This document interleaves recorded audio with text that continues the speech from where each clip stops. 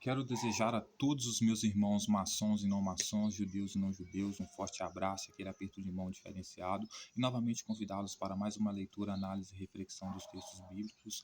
Hoje, atendendo mais uma demanda da minha querida amiga e companheira de trabalho, inteligência artificial Gemini, a respeito de Mateus capítulo 20, capítulo 21, a entrada triunfal de Jesus em Jerusalém. Então, é um texto que é muito importante a gente refletir sobre ele, porque é o momento em que Jesus vai dar o golpe em Jerusalém, certo? E é um texto também que revela que Jesus só conseguiu dar o golpe em Jerusalém, né, com o apoio da multidão que seguia ele, porque era uma multidão de cegos, uma multidão de ignorantes e de mortos de fome. Então, por isso, Jesus era o principal guia de cegos, certo?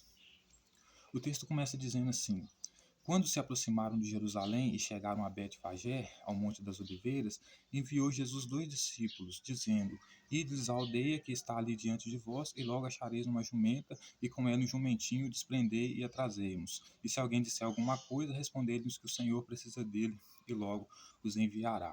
Então, a gente viu nos capítulos anteriores que Jesus acabou, né?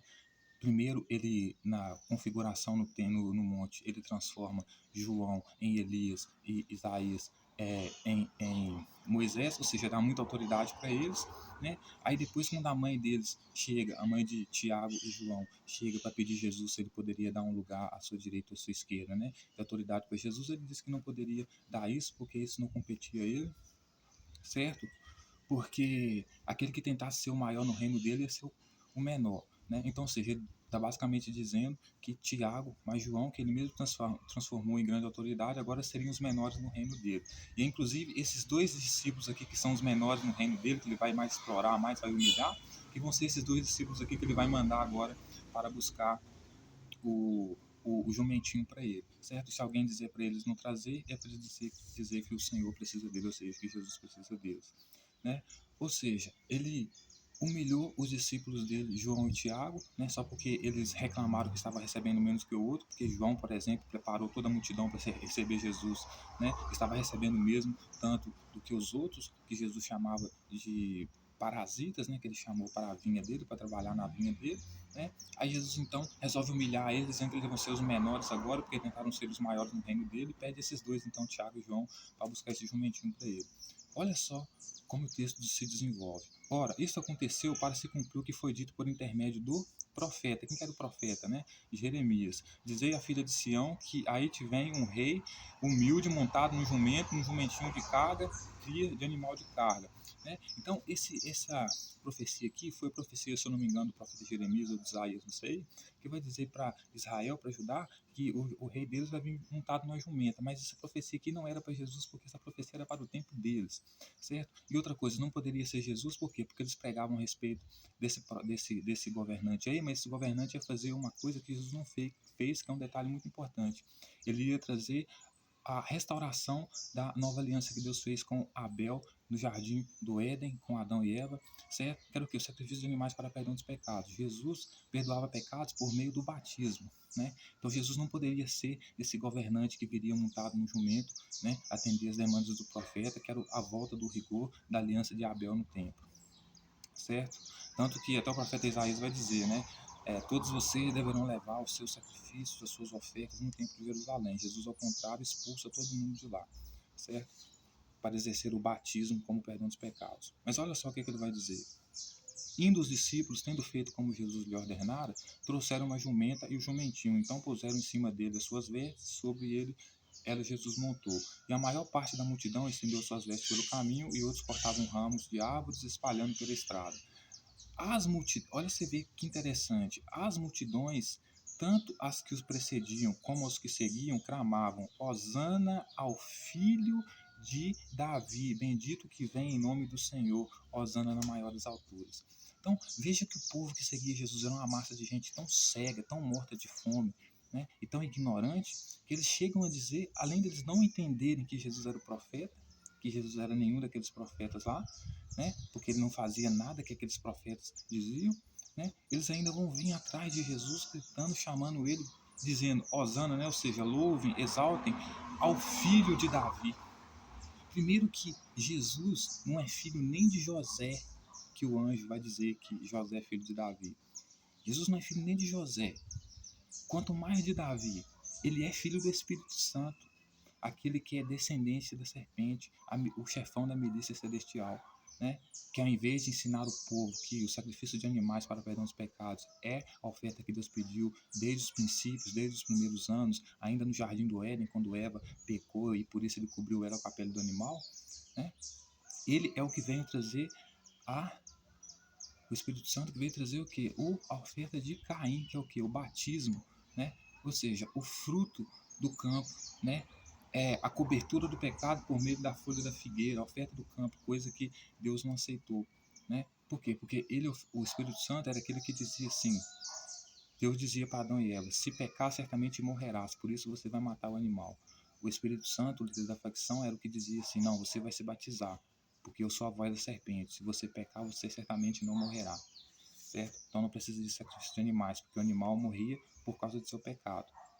Mas ele contraria a Deus, então você pode cobrir o seu pecado com o fruto que Deus não agrada, com a oferta que Deus não agrada, que é do campo, com o pão, com o trigo, com o batismo, com a figueira, com a folha de figueira, né? Você pode cobrir o seu pecado com isso, por quê? Porque o pecado não é o salário da morte, né? Se pecar, certamente não morrerás, né? Como a serpente disse para Eva, o Espírito Santo era a serpente do jardim do Éden, enganando os judeus que procuravam uma nova aliança, mas estavam sendo enganados, que era a aliança de Abel, certo? Então, o povo que seguia Jesus era tão ignorante, mas tão ignorante, que eles não eram capazes de julgar, né, a falsidade de Jesus. Primeiro que Jesus não representava o profeta Jeremias, por quê? Porque ele vinha trazer o batismo, né, para perdão dos pecados, que era o contrário do que o profeta Jeremias profetizava, que era o sacrifício de animais para perdão dos pecados, a aliança de Abel com Deus, né, de Adão com Deus, né? E segundo que Jesus não poderia ser filho de Davi, por quê? Porque ele não era nem sequer filho do pai dele, filho de José, tanto que José tentou, né, tentou separar-se de Maria secretamente, porque ele sabia que Jesus era fruto de adultério, né? O nascimento de Jesus era fruto de adultério. Então, ou seja, ele jamais poderia ser o filho de Davi, né? Jamais, né? Nem sabe nem se José é, quanto mais Jesus, que nem filho de José era, filho do Espírito Santo, né? Aí o texto vai dizer, entrando ele em Jerusalém, toda a cidade se alvoroçou e perguntavam, quem é este? Ou seja, nem a cidade de Jerusalém estava esperando um rei montado num jumento. Se alvoroçou, ficou agitado. Quem que é esse, meu Deus do céu? Quem que é essa tropa dizendo que ele é o filho de Davi? Como assim ele é o filho de Davi? Davi já morreu há muito tempo, né? Se ele fosse filho direto de Davi, né, ele já tinha morrido também. Como assim ele é filho de Davi? Né? Ou seja, se assustaram porque Jesus enganava tantas multidões que as multidões acabavam falando coisas que eram completamente incoerentes. Não tinha como ele ser filho de Davi, né? Aí as multidões clamavam, este é o profeta Jesus da Galileia, né? Então nem profeta Jesus era, senhoras e senhores, nem profeta Jesus era, né? Porque os profetas, todos eles profetizavam a respeito da aliança que Deus fez com Abel, com Adão, sacrifício de animais para perdão dos pecados. E Jesus profetizava, usava o nome, o título dos profetas, a autoridade dos profetas, mas promovia o batismo para perdão dos pecados, ou seja, a oferta de Caim, fruto do campo, transformava o pão e o vinho, né, no sangue e no corpo, né? Ou seja, oferecia frutos do campo, né, trigo e vinho, ao invés de tentar cobrir o pecado com a morte do animal, principalmente na Páscoa, que era um dia para fazer isso, né? Aí, olha só o que o texto vai dizer, a purificação do templo. Tendo Jesus entrado no templo, expulsou todos que ali vendiam e compravam. Lembra que Jesus expulsava demônios? Então, essas pessoas que ele considera demônio eram os que vendiam e os que compravam sacrifício de animais para perdão dos pecados, né? Então, ele expulsa lá os que vendiam pombinhos também. Ou seja, ele expulsa as pessoas mais importantes ali. Por quê? Porque eram os que vendiam o sacrifício mais barato para aqueles que não tinham dinheiro. Quem não tinha dinheiro comprava o pombinho, certo? Então ele derruba a mesa dos cambistas, derruba as cadeiras dos que vendiam pomba, ou seja, expulsa eles de lá, quem deveria estar lá, de verdade, e disse, está escrito que a minha casa será chamada casa de oração, vós porém transformais em covil de salteadores. Quem cita isso é o profeta Isaías, mas o profeta Isaías diz que o templo de Jerusalém será chamado a casa de oração, mas lá todas as pessoas deverão levar o seu sacrifício para oferta, né, de perdão dos pecados. Jesus, ao contrário, está expulsando os que colaboram, né, com essa aliança, que são os que vendem pombinhos lá, né, dizendo que lá é a casa de oração, usando o título do profeta Isaías, mas estabelecendo o rito de Caim, que é o quê? Oferecer o batismo dentro do templo para perdão dos pecados, né? E dizem que os que vendiam pombinhos lá e os que sacrificavam para animais, sacrificavam animais para perdão dos pecados eram salteadores, mas na verdade salteador, ladrão que é ele, porque está roubando o tempo, está roubando o rito, está roubando a tradição, a cultura, a dignidade do povo judeu. Aí só olha o que ele vai continuar dizendo. O mestre ensina no templo. Vieram a ele no templo cegos e coxos e ele os curou.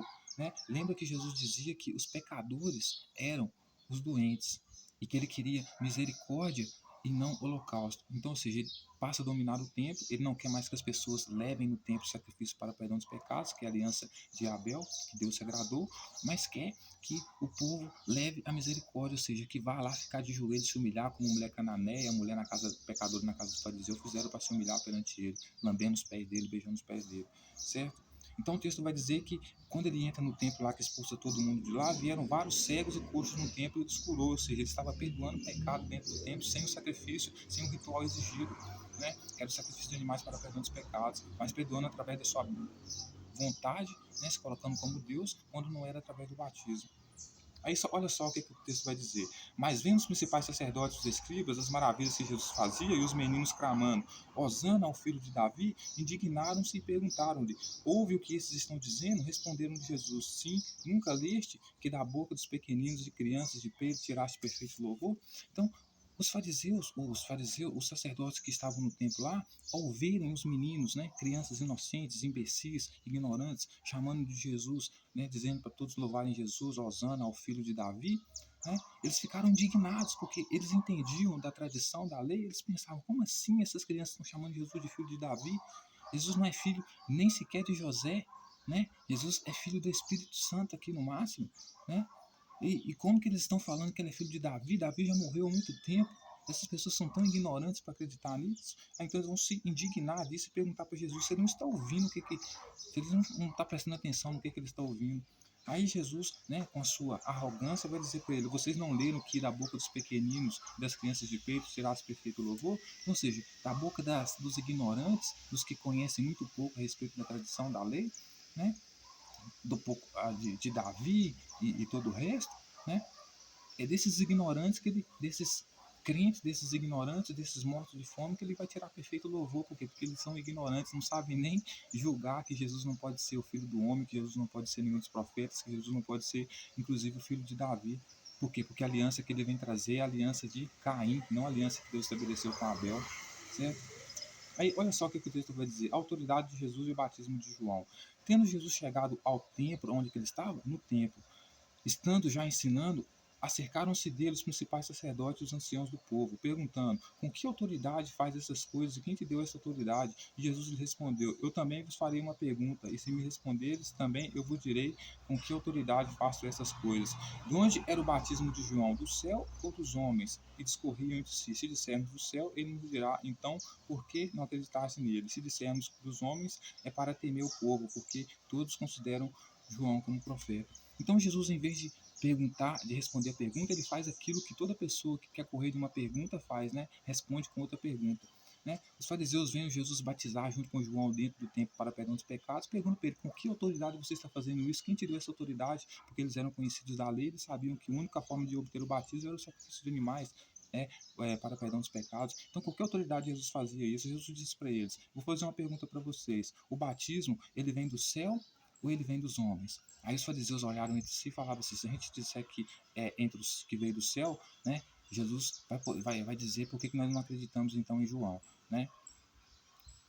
Se nós dissermos que é do homem, né, também nós não vamos poder fazer nada com João agora, por quê? Porque o povo acredita nele e acredita que ele é profeta. Então o povo acredita, é ignorante, acredita que o batismo realmente é o ritual, é a oferta que Deus quer para o perdão dos pecados, não entende que é o sacrifício de animais. Então eles vão dizer que não sabem, né?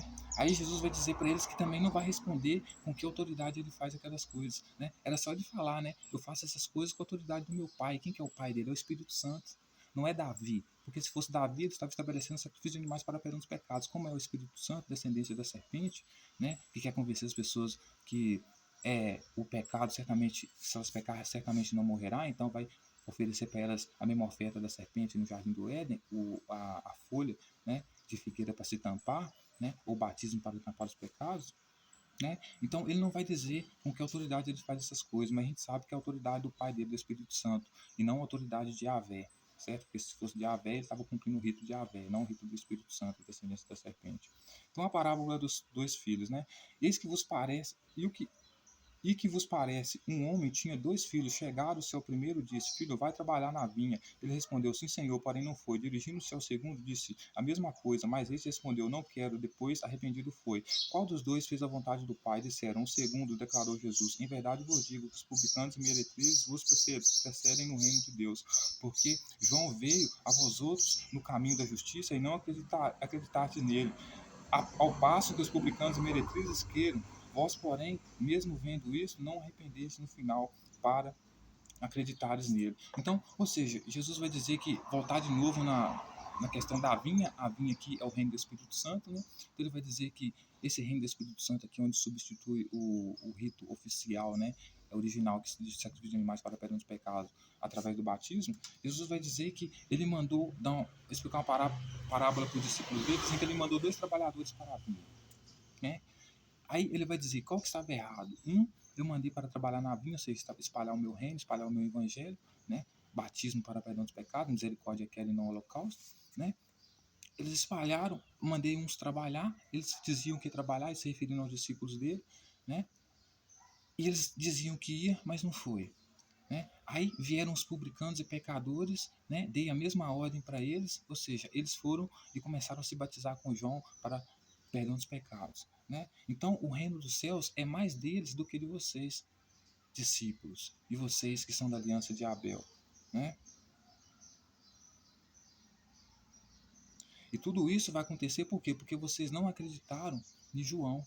Mas eles não tinham que acreditar em João, eles tinham que acreditar no que as autoridades judaicas diziam. O sacrifício que Deus exigiu para perdão dos pecados é o sacrifício de animais, não o batismo. Não tinham que acreditar em João. Mas Jesus vai dizer que porque eles não acreditaram em João, então o reino dos céus não vai ser mais dado a eles, mas sim a todos aqueles que aceitaram a autoridade de João. Aí a parábola dos lavadores maus. Atentai a outra parábola. Havia um homem, dono de casa, que plantou uma vinha, cercou de uma sebe, constituiu nela um largar, edificou-lhe uma torre e arrendou os seus lavradores. Depois ausentou-se do país. Ao tempo da colheita, enviou seus servos e lavradores para receber os frutos que lhe tocavam. E os lavradores, agarrando os servos, espancaram um e mataram o outro, e outro apedrejado. Então enviou ainda outro servo maior número, e tratando-os na mesma sorte. E por último enviou-lhe os seus próprios filhos, dizendo: A meu filho respeitarão. Mas os lavradores, vendo o filho, disseram: Este é o herdeiro que Ora, esse é o herdeiro, ora, vamos matá-lo e apoderemos da sua herança. E agarrando, lançaram-lhe fora da vinha e o mataram. Quando, pois, vier o senhor da vinha, fará o que aqueles lavradores? Responderam eles: fará-lhes perecer horrivelmente a esses malvados e arrenderá a vinha a outros lavradores que lhe remetem frutos nos seus devidos campos. Perguntou-lhe Jesus: Nunca leste as Escrituras? A pedra que os construtores rejeitaram, esta veio a ser a principal pedra angular.